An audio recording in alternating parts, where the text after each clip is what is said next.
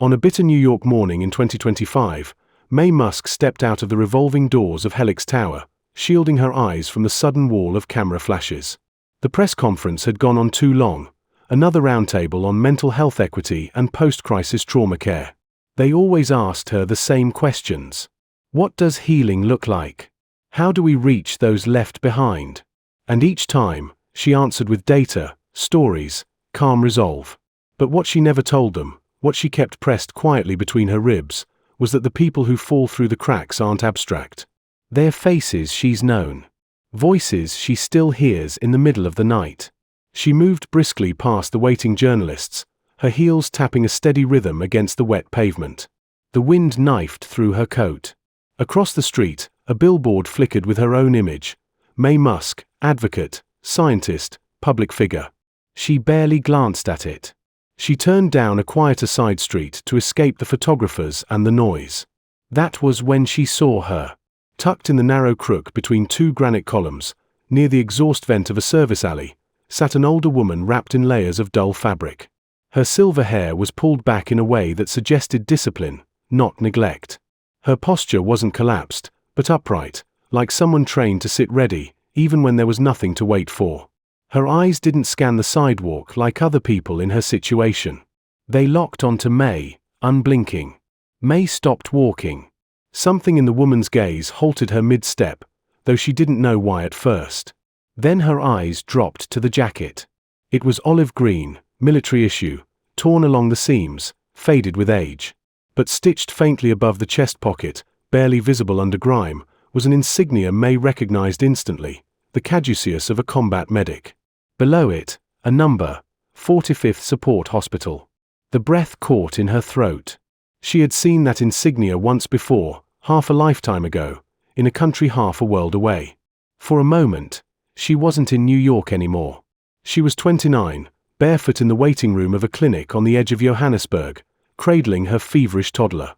Elon had been gasping, struggling for breath, blue creeping across his lips. The nurse on duty had no time to waste, didn't ask Maye for documents or payment. She'd swept the child from her arms, whispered something in Spanish, and began treating him while humming, soft and low, a lullaby Maye didn't recognize, but never forgot. The woman in front of her now tilted her head slightly. The same posture. The same steadiness. A gust of wind blew trash across the street, and still neither woman moved. Maye adjusted her scarf, then took a slow step closer, unsure why her pulse was suddenly loud in her ears. The woman didn't flinch. Her hands, wrapped in fingerless gloves, were folded neatly in her lap. A paper cup sat beside her, untouched. There was no sign, no request, no plea for attention. Just those eyes, clear, tired, watching everything. Maye felt the pull of her driver's voice in her earpiece, asking if she was all right, if she wanted the car brought around. She ignored it. The street was quiet here, shielded from the bustle just a block away. And in this quiet pocket of the city, something ancient stirred, a memory, a thread, a recognition that hadn't yet explained itself. She stepped closer. The woman's lips moved. Barely. But the sound reached Maye all the same. Me Pano, angel. Me Pano, angel. The lullaby. Soft, tuneless, broken by the cold. But it was the same melody Maye had memorized decades ago in a fluorescent-lit clinic with a child who could barely breathe. Her legs nearly buckled. The woman's voice faded again. Her gaze didn't waver. Maye crouched slowly, careful not to startle her. "You were a medic," she said gently. The woman blinked, then gave the faintest nod. 45th, Maye whispered. Support Hospital. That was Afghanistan, wasn't it? Another nod. And then, without being asked, the woman added, 2019 to 2022. 2 tours. Her voice was dry, rusted from disuse, but clear. Unapologetic. Maye swallowed, unsure what she was feeling. Shock, recognition, sorrow, awe. It swelled like something too big to carry alone. She opened her mouth to say something else, but nothing came. The woman leaned back against the wall again. "I know who you are," she murmured. Maye froze. "You're the woman who talks about healing," the woman said, eyes closing briefly against the wind. Talk shows, magazines, conferences. A pause. You say the system's broken. Maye nodded, unsure how to answer. Then you know, the woman added, why some of us end up here. Her voice wasn't bitter. It wasn't angry. It was quiet. Factual. As if she'd stopped trying to be understood years ago. Maye felt heat rise behind her eyes. Yes, she said, finally. I know. And for the first time in a long while, she wasn't answering as a public figure, or a keynote speaker, or someone called upon for solutions. She was just a woman, standing in front of someone who had survived more than most people could ever fathom, asking silently if there was something, anything, she could do that mattered now. The woman looked away, as if the moment had passed. But Maye stayed. Maye sat down on the cold stone bench across from the woman, ignoring the voice crackling in her earpiece. Her driver was still asking if she needed help, if he should bring the car around. Another voice, someone from Helix Security, was urging her to move, that this was not a safe place to linger. She didn't answer. Her hands rested calmly on her lap, but her breath had shortened. There was something in the air around this woman, something dense and unfinished. The exhaust vent beside them hummed softly, sending bursts of warmth that barely reached the bones. Above, the city swirled in its usual rhythm. Delivery trucks groaned past, horns barked, people walked quickly with their collars high and their eyes low. But on this corner, time had slowed. It hung between them like a thread, quiet and waiting. Then the woman began to hum. It was quiet at first, so faint Maye thought she imagined it. But the melody took shape, sliding into her ears like a long-forgotten whisper. A rhythm wrapped in dust and longing. Spanish. Simple. Lyrical. Mi peno, angel, mi peno. Maye's heart stilled. That song. She hadn't heard it in nearly 40 years. Not since that night in Johannesburg, when she sat in the fluorescent-lit waiting room with a wheezing child on her chest. Elon's breath had rasped through his throat, shallow and quick, each second like a countdown. The nurse had rushed him into the treatment room, while Maye had been left behind, clutching her son's tiny shoes in both hands, unable to follow. Then, through the thin curtain, she had heard it. A lullaby. Spanish. Soft as a thread of wind. A woman's voice, low and steady, weaving through the beeping monitors, calming the child with nothing but melody. Elon had stopped crying. He had started breathing. Mi peno, angel, mi peno. It was impossible. That moment had been buried beneath years and miles. But now the same voice, or something uncannily close, was drifting from the mouth of a woman sitting in rags outside a tower that bore Maye's name. Maye stood slowly, stepped closer, and knelt beside the woman again. Where did you learn that song? The woman didn't look at her. Her gaze was distant, half in the present, half somewhere much further away. But she answered. My mother, she said. In Guatemala. Before we moved. She sang it when I was scared. I sang it in the field. To keep them alive. Sometimes, it helped. Maye didn't speak. The woman finally turned toward her. Her eyes were not soft. They were not pleading. They were sharp and still. There was a boy once, she said. Barely 5. Curly hair. Couldn't breathe. His mother had no shoes. Just kept whispering his name. Maye blinked. I remember the way he looked at me. Like I was the last thing holding him here. Maye's lips parted. Her throat tightened. It couldn't be. It couldn't. But there were only so many lullabies in Spanish. And only so many children who looked up with that kind of fear. And now, here they were again, sitting on opposite ends of a lifetime. I was in that room, Maye whispered. Outside the curtain. Holding his shoes. The woman stared at her for a long moment. Then she gave a single, almost imperceptible nod. I didn't know he lived, she said. He did, Maye replied. He's changing the world now. The words hovered between them. From the street came the sound of a distant siren. A child laughed somewhere, high up on a balcony. The sky above was washed in dull grey. But down here, on this broken curb between marble towers and sleeping bags, 2 women sat with a thread stretched across decades, woven in song. "Why are you here?" Maye asked gently. The woman gave a small shrug. "PTSD. Bureaucracy. Time. Doesn't take much." Maye nodded. She knew the shape of systems that failed. Knew how quickly dignity could erode when no one looked you in the eye. She'd spent a lifetime fighting it in clinics, in boardrooms, in interviews. But here, now, the failure had a face. "I don't even know your name," she said. "Camila," the woman replied. "Camila Rivera." Maye whispered it once, as if tasting it. Camila looked down the street again. "You should go. This doesn't fit your narrative." Maye didn't move. "Some stories," she said, "rewrite the narrative." They sat in silence. And the song, that impossible song, still lingered in the air. The sidewalk had changed. What had been a quiet pocket moments ago now stirred with a low rustle of tension. A security van pulled up at the curb, followed by a black SUV marked with the Helix logo. Two men in dark jackets stepped out and scanned the street with earpieces in place. One of them spoke into his collar, eyes fixed on Maye. We need to move you back toward the tower." She didn't answer. This isn't safe. There are cameras now." She looked up. Half a block away, someone had noticed. A man with a long-lens camera was angling toward her from behind a mailbox. Another woman stood near a traffic pole, holding her phone high, already live-streaming. Maye exhaled slowly. "Let them film," she said. The taller guard hesitated. "You're off protocol." Maye turned toward him. Her voice was calm. "Then it's time to change the protocol."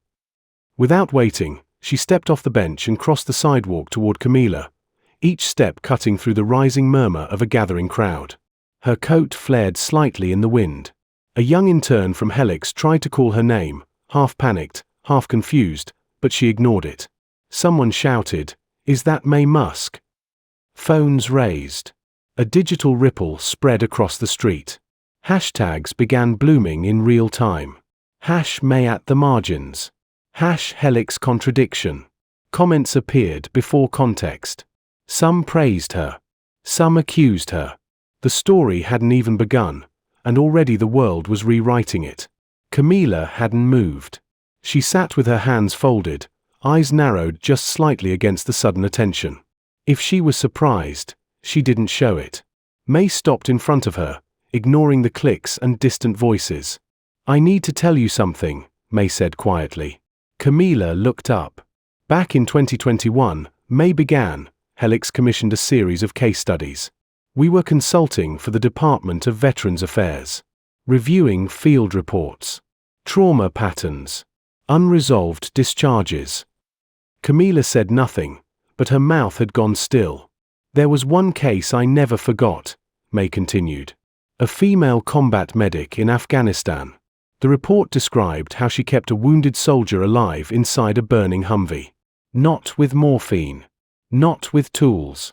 With a lullaby. Spanish." Camila's eyes narrowed, barely perceptible. Her hands tensed. "They never gave us a name," Maye said.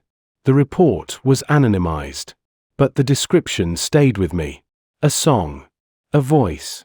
A childlike tune that threaded through the worst of it. I didn't know why it haunted me. Until today." Camila's voice came slow. "You're saying I'm the case in that file." "I'm saying I think I found the woman the file was trying to forget." Camila didn't answer right away. Her gaze lifted, brushed the crowd now forming like fog around them. One camera operator crouched behind a newspaper stand, angling for a better shot. Across the street, a teenager held up a phone and whispered, "She's talking to a homeless woman." "What is this?" "They removed the name." Camila asked finally, still watching the edges of the chaos. "They always remove the names," Maye replied. "That's how they protect the system. But they forgot something. They forgot that stories, real stories, don't stay hidden forever." Camila's breath left her like a sigh. Maye knelt again, her hand near but not touching. That file should have led to recognition. Instead, it went to archive. "I didn't know your name until 10 minutes ago." And now I can't unsee you. Plenty of people have, Camila said softly. I won't. Another ripple moved through the crowd. A well-known blogger had arrived and was broadcasting live. The caption under the stream read, Maye Musk in unscripted encounter outside Helix Tower, staged or sincere. Behind them, the guards were growing restless. One was already on the phone.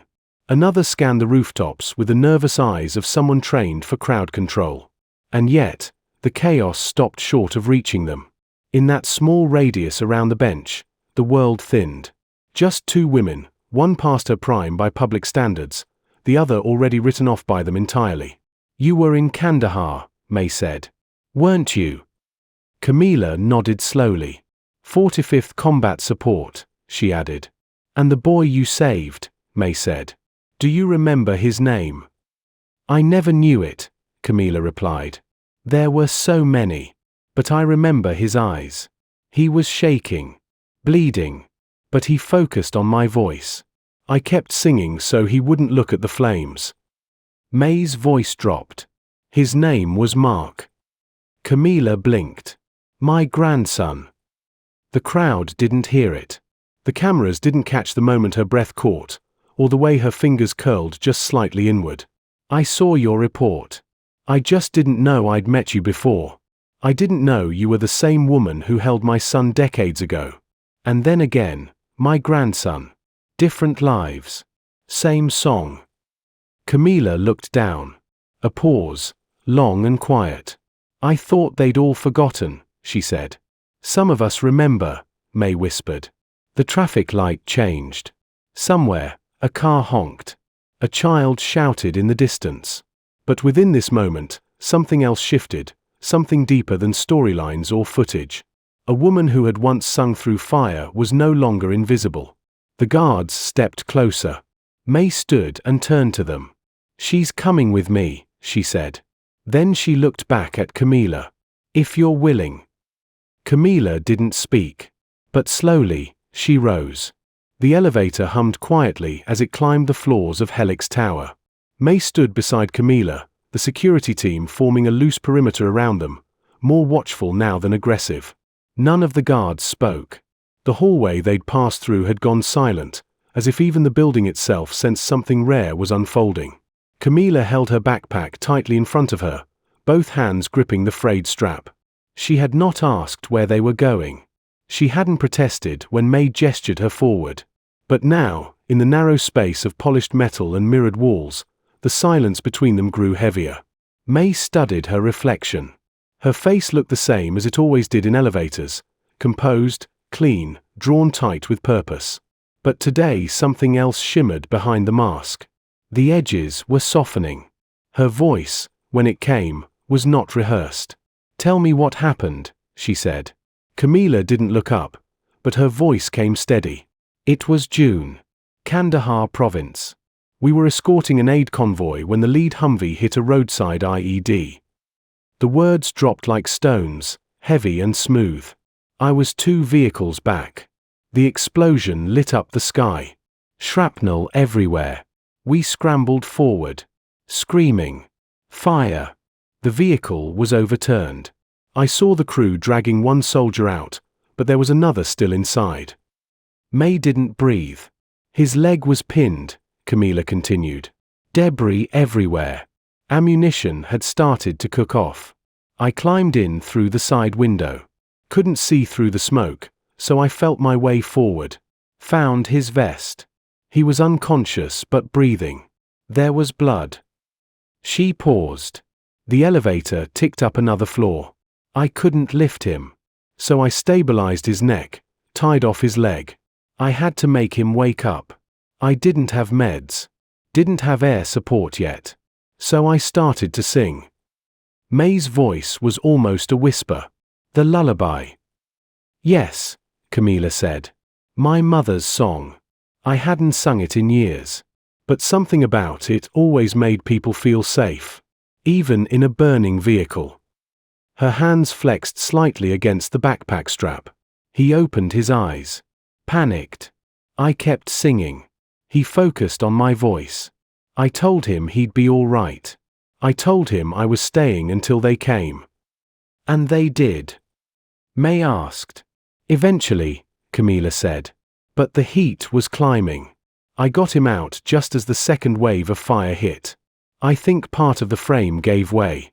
Something caught my back. I don't remember much after that. She tilted her head. I woke up in a field hospital with a fever. Then came the discharge. Medical. Quiet. No medals. No press. Just silence. Maye's throat tightened. They should have honored you. Camila gave a half smile. They honored the evacuation team. Not the medic. Happens all the time. I was too sick to advocate for myself. Then too tired to try. Maye turned to her fully now. The boy you pulled out, she said. His name was Mark. Camila blinked. Mark. Musk. Maye nodded. My grandson. Camila's mouth opened slightly, but no words came. He never stopped talking about the woman who saved him, Maye said. Even now, he still has nightmares. But in every retelling, there's this moment, this voice singing through the fire, keeping him alive. He said he remembered the words but not the face. Camila lowered her gaze. I didn't think he remembered me at all. Most don't. They wake up and it's over. They go home. I disappear. You didn't disappear, Maye said. Her voice was trembling now. You saved him. And when I heard that song today, I knew. Camila's eyes shone, but she blinked the tears away. He made it. That's all I needed to know. He made it, Maye repeated. He's upstairs. He's alive. And he built something because of you. They stood in silence as the elevator slowed. Camila's voice was almost inaudible. I couldn't save them all. There were others that day. We lost 3. I carry their names. Every night. I know, Maye said. But Mark carries yours. Even if he never knew it. Camila turned to her now. Fully. And for the first time, her shoulders dropped. The weight slipped, just slightly. You said something back there, she said. That you'd seen my report. Maye nodded. A declassified case study. No name. Just the story. It haunted me. And I realize now why. I'd heard your voice once before. Decades ago. In Johannesburg. You sang to my son when he couldn't breathe. And then years later, to my grandson, in fire. Same voice. Same lullaby. Camila swallowed. I remember both. The boy with curls. The one with wide eyes. I held them both. Maye reached out. Slowly. No performance. No cameras now. Camila took her hand. 2 women. One who had risen through marble towers. One who had fallen through every crack those towers overlooked. Bound by breath, by song, by boys who almost didn't survive. Maye's voice broke. Thank you, she whispered. You kept him breathing. Twice. Camila nodded once. Then Maye stepped forward and wrapped her in an embrace. No applause. No headlines. Just 2 lives, intersecting in the quiet space where war and memory meet. When the elevator doors opened, neither of them moved. The moment didn't need a witness. It only needed to be real. By the time the elevator doors opened, the storm had already begun. A junior assistant met them at the hallway, breathless and pale, holding a phone in one hand and a trembling tablet in the other. She didn't speak at first. Just showed Maye the screen. The video was already viral. 37 seconds of shaky footage showing Maye Musk kneeling on the sidewalk beside a homeless woman in a military jacket. There was no audio, only captions and speculation. Some praised her. Others called it performative. A few labeled it a calculated PR stunt just days before Helix's new veteran outreach initiative was scheduled for launch. The hashtags had mutated. #Maye Musk, #Street Healer, #Scripted Compassion, #HomelessGate in the lounge outside the strategy floor. 3 screens displayed rolling coverage. Network anchors spoke over each other as experts debated the footage. A split screen showed Maye entering Helix Tower beside Camila. Camila's face had been zoomed in, circled, enhanced. Some had already identified her. Former military medic. Discharged 2022. Once published in the Journal of Battlefield Psychiatry. Then disappeared. A Twitter thread was gaining traction. Someone had found a photo from 10 years ago. Camila Rivera in uniform, standing beside a Humvee, holding a field medical bag. The thread went on to document how her name dropped off military rosters. How she never claimed her benefits. How she fell off the map. Theories spread faster than facts. One account accused her of impersonating a veteran. Another called her a martyr. A third claimed the entire encounter was staged by Helix to soften upcoming budget cuts. Inside the conference room, the mood was tense. Mark stood at the head of the table, hands gripping the back of a chair, his jaw tight. His phone buzzed endlessly beside him. Camila stood near the window, silent, watching the city with the same stillness she had on the sidewalk. She hadn't touched the cup of tea someone had brought her. Her backpack lay on the floor like a sleeping dog. Maye entered last. The room hushed. Her presence had always done that, but today it was different. Today she didn't walk in as the untouchable figure. She walked in carrying the weight of her own choices. She went straight to the screen and tapped it off. Then she turned to face the room. "I know what you're all thinking," she said. "I've seen the headlines. I've read the comments." She paused. "And I deserve them." The silence rippled. 10 years ago, I sat in this very building, in a different version of this room, with a stack of proposals on my desk. One of them was a pilot program for post-combat trauma care, targeted support for female veterans with undiagnosed PTSD. The research was sound. The budget was modest. The proposal was written by a woman named Dr. Camila Rivera. Heads turned toward Camila. "I rejected it," Maye said. "I said it lacked scalability. I said it needed more institutional backing. I buried it with a polite thank you and a signature that sent it to a drawer. And then I forgot about it." Her voice stayed steady, but her hands were folded tight. "Today, I remembered." Camila finally turned from the window.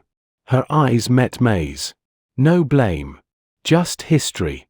"She warned us," Maye said. "She warned us what would happen if we didn't act. And it happened. To her. To others." Mark stepped forward. "We can fix this." Maye shook her head gently. "We can't erase it. But we can stop pretending we didn't see it." She turned to Camila. "I was wrong.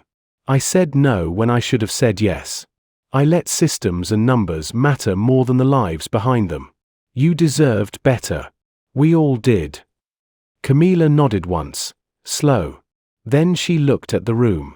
"I never wanted credit," she said. "I just didn't want anyone else to go through what I did. I submitted the proposal because I believed it might help someone. And when it didn't, I kept helping anyway.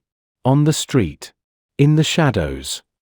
A younger staff member raised her hand tentatively. "Are you saying you were still treating people?"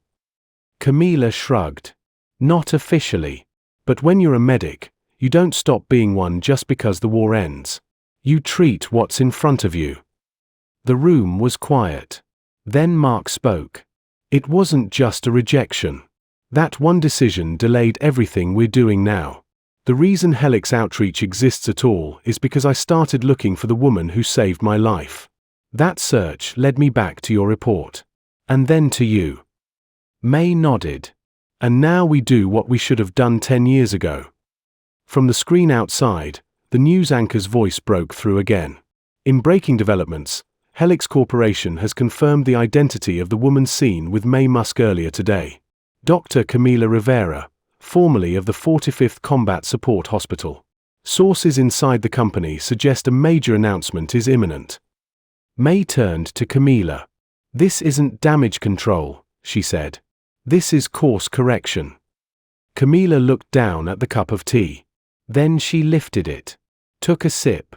When she looked up again, her face was calm. "No one stays hidden forever," she said. "And this time, No one looked away. The elevator doors opened again, this time onto the 48th floor. The hum of the building faded behind them, replaced by the quiet stillness of a place built for thinking, not reacting. Floor-to-ceiling windows stretched across one side of the room, revealing the city in shades of steel and soft gold. A long glass table sat in the center, clean but lived in, its surface scattered with plans, charts, and white paper models of mobile clinics. Mark stood at the far end. He turned the moment he heard their footsteps. For a moment, he just looked at her. Camila stood a few steps behind Maye, her jacket now draped over one arm, the medic patch exposed clearly under the lights. Mark walked slowly. His face was more open now than it had been downstairs, but his hands were clenched slightly, as if bracing for something he'd waited too long to reach. When he reached her, he didn't speak. He just opened his arms. Camila hesitated only a moment, then stepped into the embrace. He held her like someone anchoring himself to memory. "I remember your voice," he said softly. 3 years. It's never left me." Camila didn't answer. She didn't need to. He stepped back, eyes still wet. "I built this to find you." That was the truth behind all of it. The clinics, the trauma access points, the emergency funding. It all started because I couldn't shake the sound of you singing while I bled. Camila looked around the room. The models. The plans. The future he had carved out of pain. Maye stepped forward. "Helix recovery is still forming. We've piloted 3 mobile clinics. 2 mental health hubs. The big hospitals still hesitate, but the private sector is watching closely." She took a breath. "And we want you to lead it." Camila blinked. "I don't need a spotlight," she said. "This isn't about spotlight," Maye replied. "It's about survival. Systems listen to voices with scars. You didn't just see the front lines. You lived through both wars. The one abroad, and the one no one wants to name back home." Camila stepped forward, running a hand gently over the model of a mobile unit. It was detailed down to the folding stretchers. "I proposed this 10 years ago," she said. "I remember that exact layout. Portable clinique. Peer-based counseling. Field triage for trauma response." "You were ahead of your time," Maye said. Camila looked at her. "I wasn't ahead. I was ignored." There was no bitterness in the words. Just the blunt weight of fact. "And now," Maye said quietly, "we are listening." She opened a folder from the edge of the table and handed it to her. "Acting Director of Field Medical Strategy," she said. "Reporting directly to me. Full autonomy on unit structure, staff, and operations. You'll have access to the research division, outreach liaisons, and direct approval on field pilot expansions." Camila stared at the folder. Then at Maye. "Why me?" Maye smiled, not with politeness, but conviction. "Because you're the only one who has lived both ends of this system. The only one who can walk into a clinic or a street corner and speak the truth without flinching." She paused. "And because this was yours before it was ever ours." Camila said nothing for a long moment. Mark stepped beside her, his voice quiet but firm. "You told me to stay awake. You sang to me so I wouldn't give up. This," he gestured to the models, "this is my way of singing back." Camila's throat moved. Her fingers brushed the folder. Then she closed it gently. "I'll do it," she said. Maye's shoulders eased. "But on one condition," Camila added. She looked at them both. "We don't sanitize the stories. We tell them like they are. No headlines polished for comfort. No cutting out the parts where people break." Maye nodded once. "Agreed." Camila let out a slow breath, as if the decision had shifted something inside her.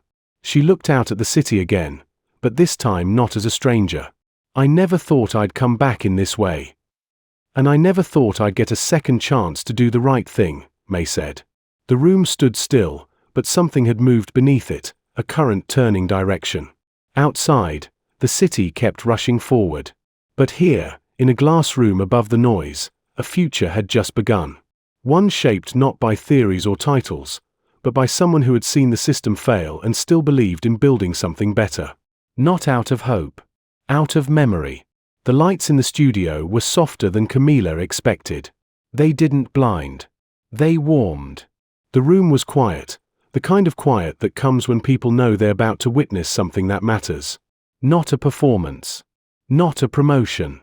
Just truth. She sat on a low-back chair, center stage, with nothing in her hands and no script to follow. Her combat jacket, cleaned but still worn, rested across her knees. The medic insignia was clearly visible now, not hidden in shadow or worn away by time. It was a mark she had once stopped wearing. Now, it felt like armor again. Across from her, the interviewer asked the first question. It was gentle, respectful. Why now? Camila looked to the side of the stage. Mark sat in the front row, his hands folded tightly in his lap, shoulders square but trembling slightly. Behind him stood Maye, quiet, arms at her sides. She didn't need to speak. She had already said everything in the way she had stepped back and let Camila lead. Camila took a breath. I didn't come here to tell a story, she said. I came because silence didn't work. Not for me. Not for anyone I treated. And certainly not for the ones who never made it home. The cameras didn't blink. But they didn't need to. Every viewer could feel what was beneath her words. There's a song, Camila continued. My mother sang it to me when I was little. In a small kitchen in Guatemala, while the walls trembled from rain, and the windows shook with wind. Later, I sang it to my patients. In tents, in trucks, in fire. I sang it to keep them awake. I sang it when we ran out of morphine. I sang it when all I had left was my voice. She paused. I didn't expect anyone to remember it. Then, softly, without ceremony, she began to sing. Mi Peno, Angel, Mi Peno. Her voice wasn't polished. It wasn't smooth. But it was steady. Raw. It carried weight. It carried desert air and burning metal and moments held between life and death. Mark lowered his head. His shoulders shook once, then steadied. The sound reached him like it had in the smoke, soft, improbable, real. Camila finished the verse in a whisper. When I left the military, she said, I thought I had no place left to serve. I thought everything I knew had expired. But the truth is, we are still needed. Those of us who've seen what others can't bear to look at. Those of us who never stopped listening, even when no one else did. She looked directly into the camera. This isn't a comeback story. This is a continuation. And I'm not the only one. There are thousands more like me. Men and women. Medics and translators and scouts and engineers. Some have homes. Some sleep on benches. But all of us carry something no briefing ever measured. She paused, then added, this time, we are not disappearing quietly. The room held its breath. When the interview ended, she stood and walked back toward Maye and Mark. They didn't say anything. They didn't have to. What needed to be said had been said on air, in front of a country that had spent too long looking away. The next morning, Camila returned to the sidewalk where she had first met Maye. Only it wasn't the same sidewalk anymore. The heating vent was still there. The granite columns. The broken lines in the concrete. But something else had changed. A new sign hung above the door of the once abandoned clinic next to the alley. Fresh paint. Clean brick. A wide banner stretched across the front entrance. Helix Outreach Clinic specialized PTSD support for women veterans. Camila stood alone in front of it. She wasn't wearing her jacket now. She didn't need to. The name on the plaque beside the door already said everything. Dr. Camila Rivera, founding director. She touched the metal lightly, then stepped back and read the final line etched beneath it. For the ones who didn't disappear. And the ones who won't have to. She closed her eyes for a moment. Not to escape. But to remember. Then she opened the doors and walked inside.